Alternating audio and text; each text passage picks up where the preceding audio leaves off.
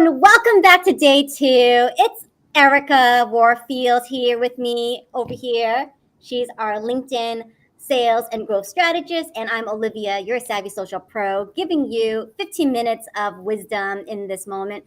And you know what? Why are we doing this, right? Why are we doing this? And I think the biggest trend I see on LinkedIn, Erika, is we all want to be these influencers. So, what does it take to be an influencer? What are your thoughts on that? Well, the reason we are doing get back to your first question. I need to stop that, guys, because I'm always hosting, so I'm really careful about sitting on my hands. But now that I'm guesting, I'm just kind of like all over the place. So I want to make sure I sit on my hands for the first thing, and I want to make sure that we tap dance just a little bit to make sure everybody's able to pile in, because I know some people kind of come in and we get a late start, but we also want to keep in mind that we got 13 minutes left of this 15 minutes. And be very mindful of everybody's time. So the reason why we're doing cash clients in conversions is a lot of people may not realize that I came out of being a top performer doing corporate sales, sort of B2B, sort of enterprise, larger companies. And I still kind of do that even with my own business. But there's a lot of people that don't understand. Maybe they're just starting out their businesses. Maybe they're job seekers. They're trying to scale their career secretly, moving from one place to another place. And they don't understand this one aspect about sales. They're so caught up in the I don't do sales, right?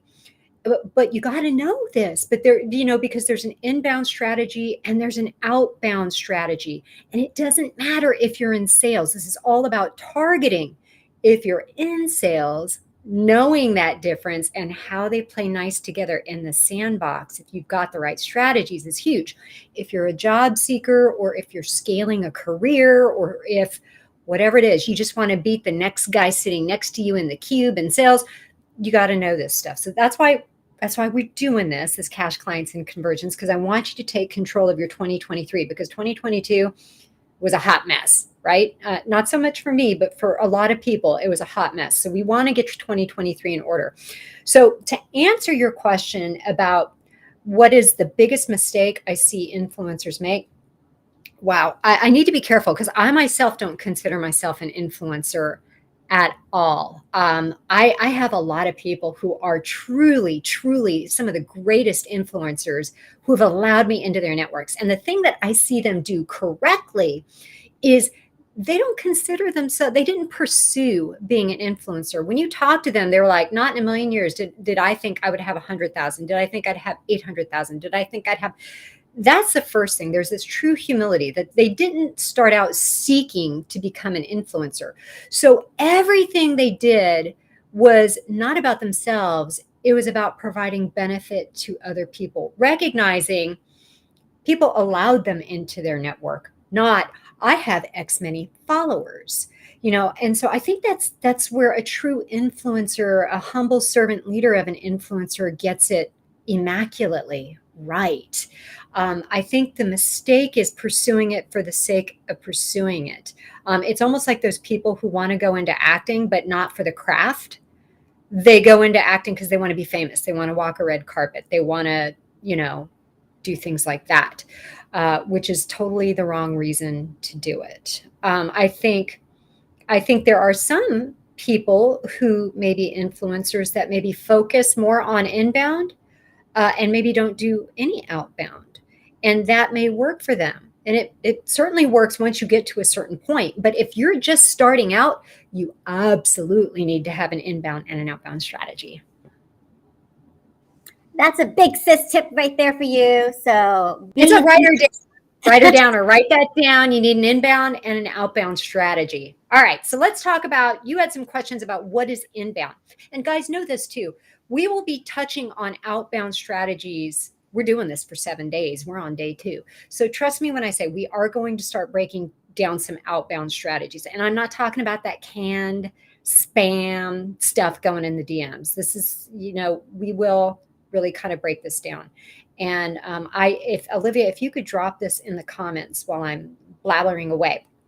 If you weren't a part of this, I just spent 45 minutes virtually in a 3-part video mini series with everybody that has so kindly downloaded this free mini series, kind of talking about the 7 benefits of virtual sales mastery, the 5 mistakes that influencers do make, and the 3 myths and the 3 truths about virtual sales mastery with this whole inbound, outbound thing that we're talking about. And again, you don't have to be in sales to understand virtual sales mastery. And so she's going to drop that link in the comments. It's free. Click on it. You don't have to download anything. It's going to be delivered right to you. And you can just kind of sip on it. But there's about 45 minutes worth of content.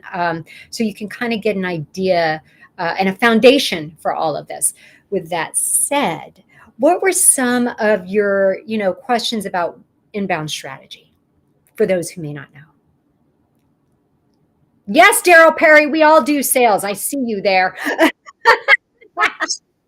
I know the chat is blowing up. Thank you so much, everyone, for joining here. Daryl, love it, and Lori Friedman's in the house. Wonderful. Yes, I saw Lori Friedman's comment. Being fake will always be discovered. Absolutely. Hi, Ronald A. Rose. Ronald Rose in the house. Yay! I know, right? I almost want to say Ronald A. Rose and just have it like rhyme. I don't know why. But I see a LinkedIn user is saying everything is sales. Everything is sales. If you're married, that was a sales job. If you're dating someone, that was a sales job. So we all do sales. We all do sales. Okay, what are some of those questions? Because and if you have any, drop them in the comments, please. And if you resonate with anything, give us a heck yeah in the comments. Give us an amen. Give us a thumbs up. Pound away on the emojis. We really need, and get the writer downers in there. Everything is sales. All right, what's your question, Olivia?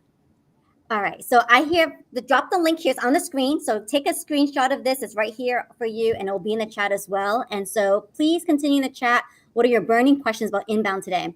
So here's what I see, Erika. I see people, creating these challenges, right? Like, hey, join me for like a 5-day challenge. Is that an inbound or outbound strategy? That's an inbound strategy. Okay.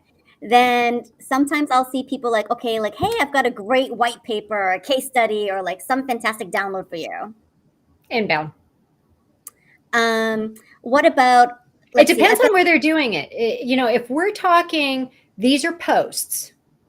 Those are inbound strategies, right? So I want everybody to think about this. Write this down in the comments. Inbound strategy is buckshot.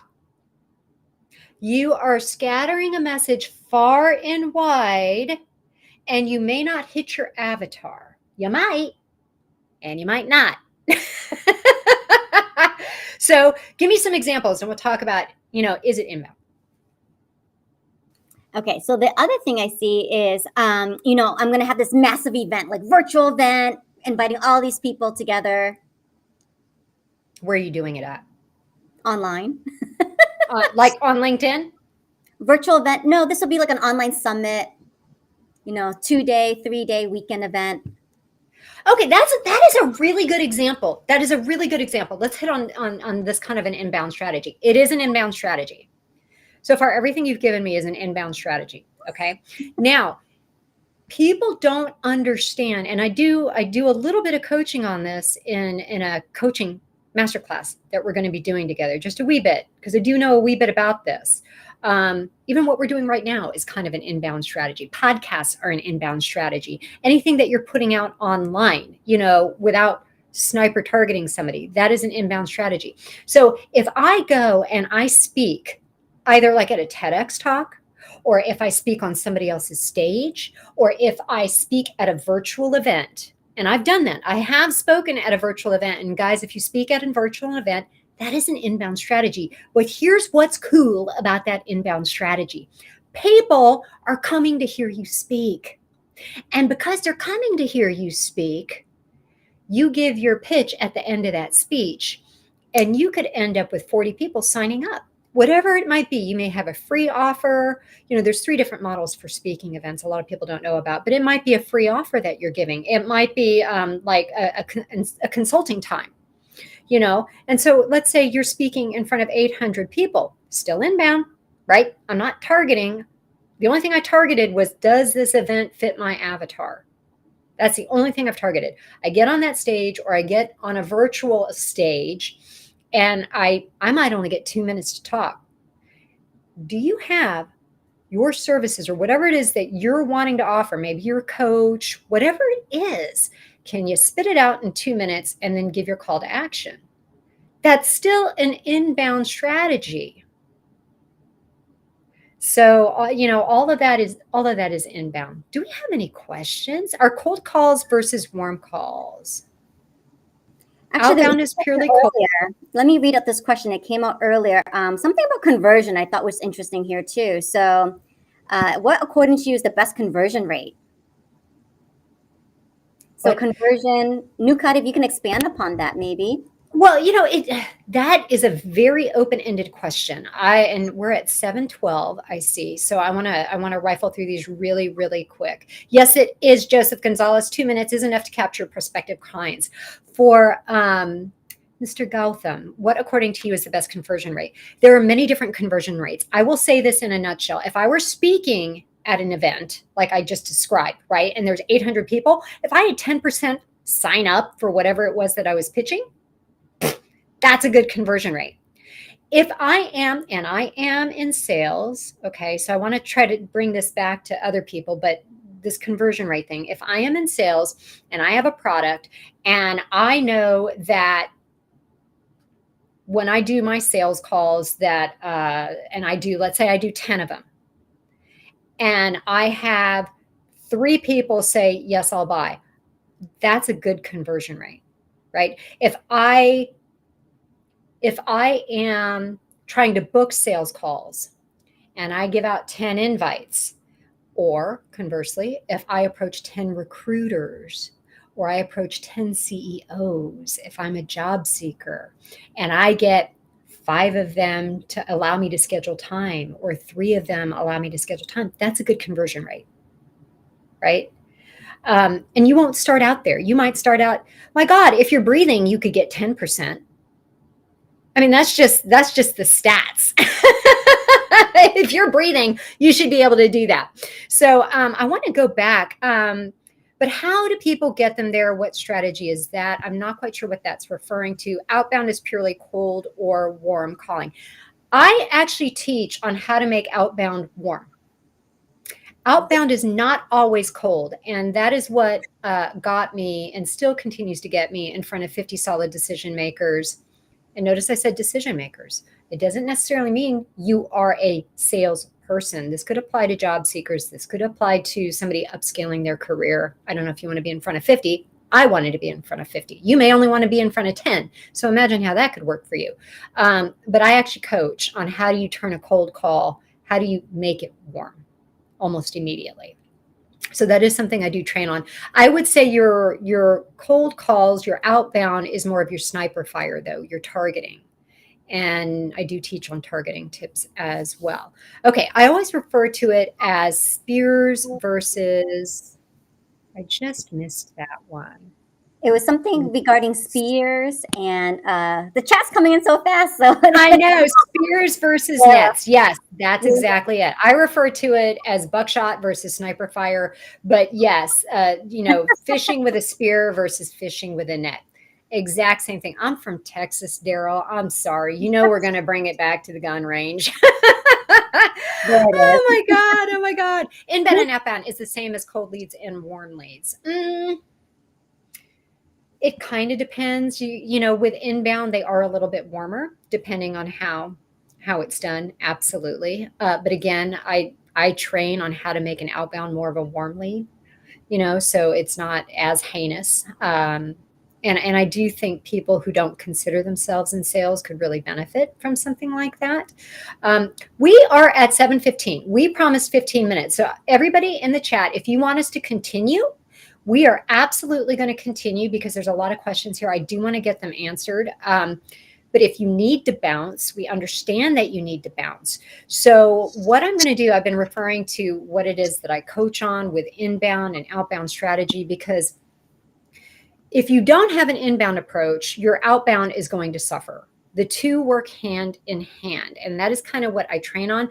So I would say that Olivia's going to drop this in the chat for everybody that needs to bounce because it is 7:15. If you want to scale anything, and I mean anything, having to do with your business, having to do with your career, having to do with wanting more revenue, having to, maybe you just want to make sure your 2023 doesn't suck.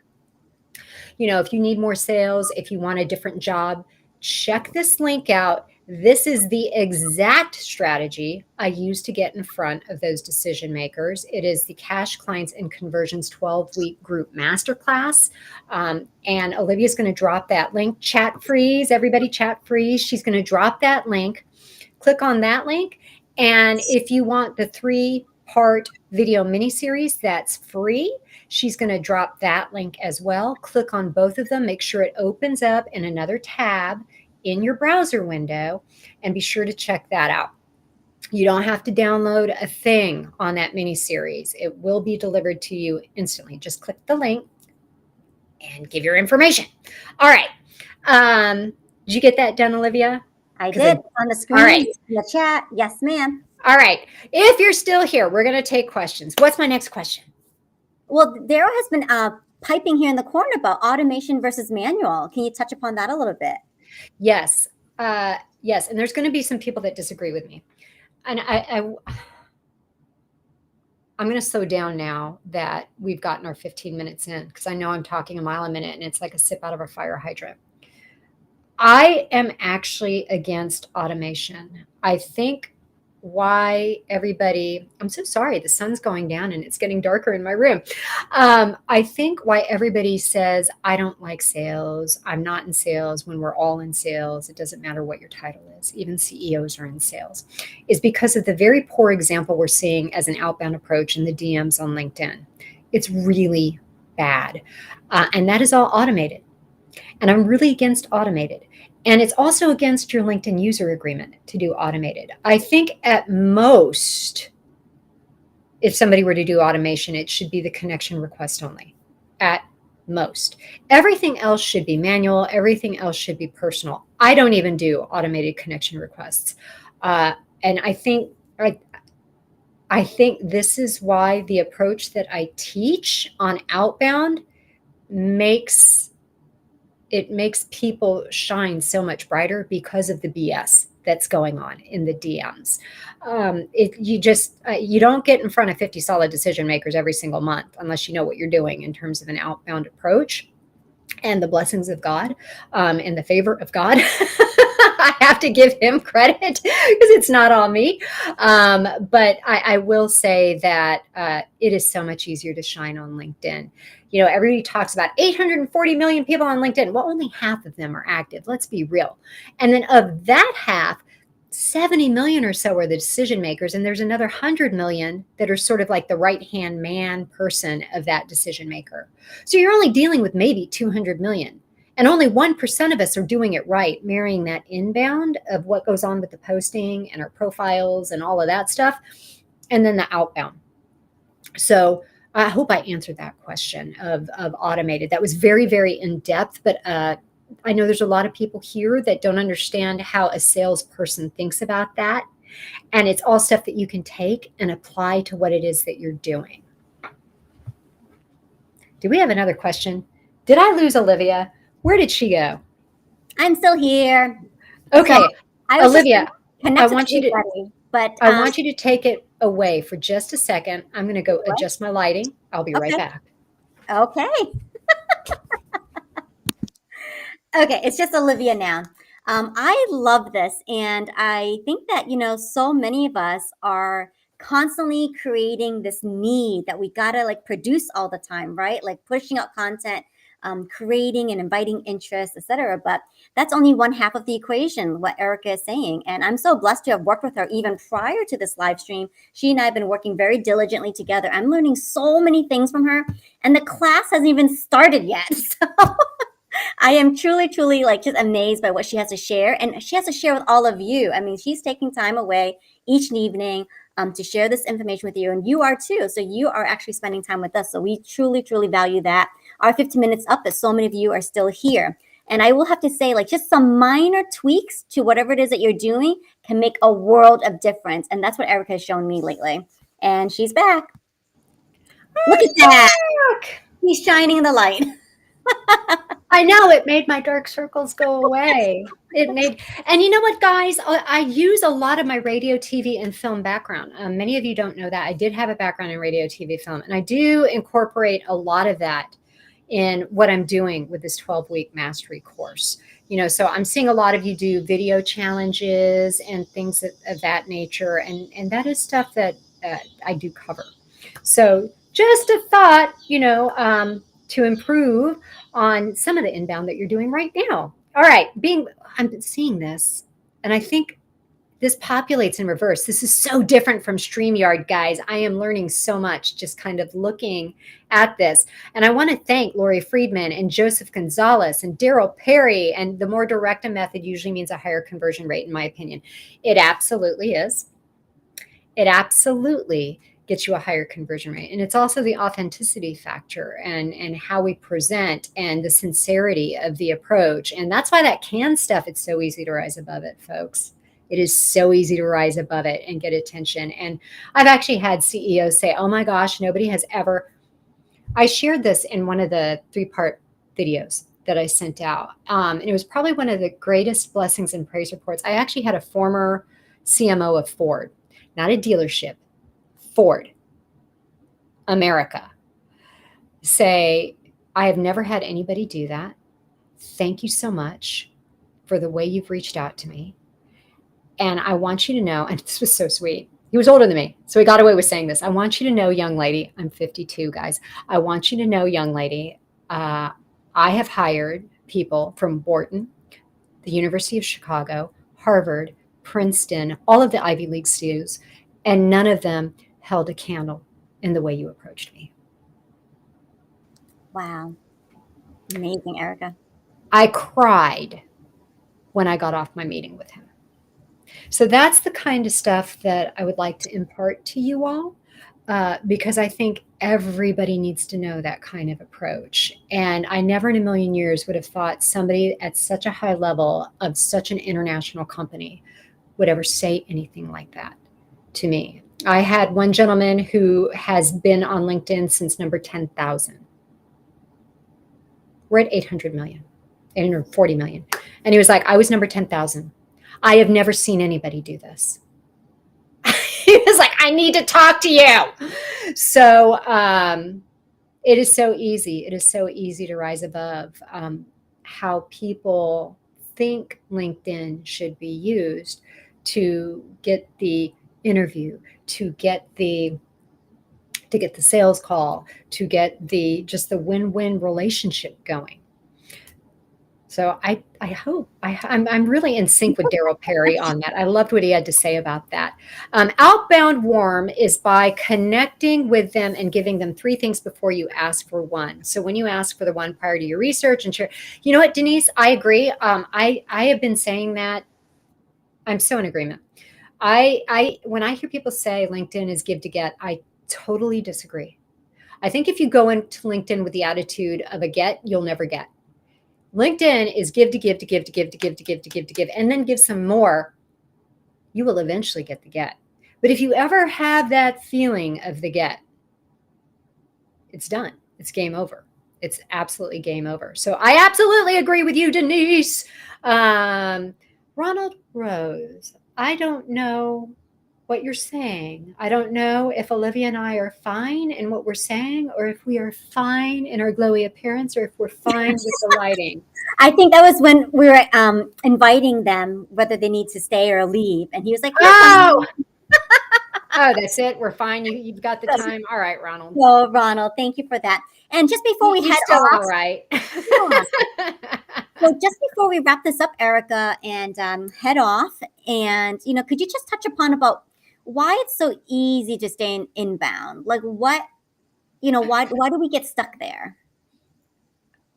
Because inbound doesn't take near as much effort as outbound, but you get Mm. faster returns with outbound, and you especially get faster returns with outbound if there's an inbound to support it, because people will vet you, and so the inbound needs to be there. So that's it. I hope I answered every Ronald Rose. We love you. We love Ronald Rose. There we go. Denise, automation, that it's entirely up to you. If you can make the automated message sound personal, I'm not going to tell anybody don't.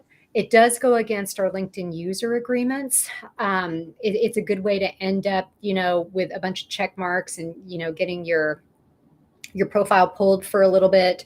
But yes, it is absolutely comfortable to stay in inbound. But going back, Denise, if you can make it sound personal, go for it. I tend not, it's just my personal preference is I don't. Excellent. So we'll close it there. We are going to close it right there. We're going to drop those links in the chat again. Thank you so much for coming out. Thank you so much for supporting. And make sure you join us again tomorrow at 7 Central, 8 p.m. Eastern. And we're going to talk more about influencer mistakes, inbound, outbound, those kinds of things. And I just want to thank you. And Olivia, you wrap this up. I'm going to be dropping links in the chat. All right. So stay tuned for tomorrow. We're going strong on day 3, and we're going to cover 3 myths and 3 truths about LinkedIn. So stay tuned and have a wonderful evening. Bye, everyone. Awesome. Take care. DM if you have any questions. Bye-bye. Bye-bye.